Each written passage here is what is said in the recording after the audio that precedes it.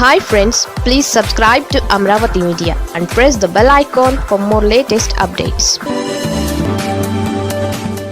Junior NTR జగన్ను కలవనున్నారా? ఆంధ్రప్రదేశ్ రాష్ట్ర రాజకీయాలలో పరిస్థితులు క్షణాలలో మారిపోతున్నాయి. ప్రతిరోజు జరుగుతున్న సంఘటనలను చూస్తూ ఉంటే అసలు ఏం జరుగుతుంది అనే సందేహం రాక తప్పదు.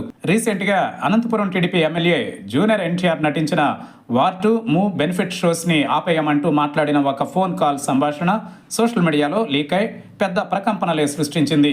రాష్ట్ర వ్యాప్తంగా ఉన్న ఎన్టీఆర్ అభిమానులు ఈ ఆడియో రికార్డుపై తీవ్రమైన ఆగ్రహం వ్యక్తం చేస్తున్నారు. ఎన్టీఆర్ని నేను పల్లెత్తి ఒక్క మాట కూడా అనలేదని, ఆయనంటే నాకెంతో అభిమానం అంటూ చెప్పుకొచ్చాడు. కానీ ఎమ్మెల్యే అబద్ధం ఆడాడని, ఫోరెన్సిక్ ల్యాబ్ రిపోర్ట్స్ కూడా వచ్చాయని, అది ఎమ్మెల్యే మాట్లాడిన మాటలే అని తేల్చేశారు. అసలు రాజకీయాలతో సంబంధం లేకుండా గుట్టుగా తన పని తాను చేసుకుంటూ వెళుతున్న జూనియర్ ఎన్టీఆర్ని ఎందుకు అనవసరమైన రాజకీయాల్లోకి లాగి అతనిపై నీచమైన కామెంట్స్ చేస్తున్నారు అంటూ ఎన్టీఆర్ ఫ్యాన్స్ ఆవేదన వ్యక్తం చేస్తున్నారు.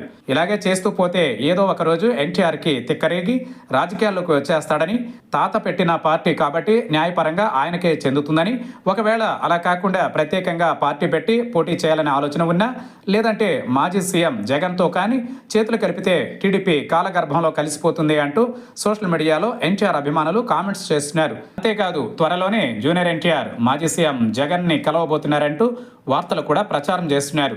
ఇది నిజంగా జరుగుతుందో లేదో తెలియదు, కానీ జగన్ అభిమానులు మాత్రం ఎన్టీఆర్కి పూర్తి స్థాయిలో మద్దతు తెలుపుతున్నారు. ఎన్టీఆర్ జగన్ని కలుపుతూ ఒక వైసీపీ అభిమాని చేసిన వీడియో ఎడిట్ ఇప్పుడు సోషల్ మీడియాని ఒక ఊపి ఊపేస్తోంది.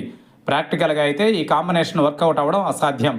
ఎన్టీఆర్ ఒకవేళ వైసీపీ పార్టీకి సపోర్ట్ చేస్తే ఇన్నేళ్లు ఆయన సినిమాలు ఆదరిస్తూ వచ్చిన వాళ్ళంతా ఒక్కసారిగా రివర్స్ అయిపోతారు.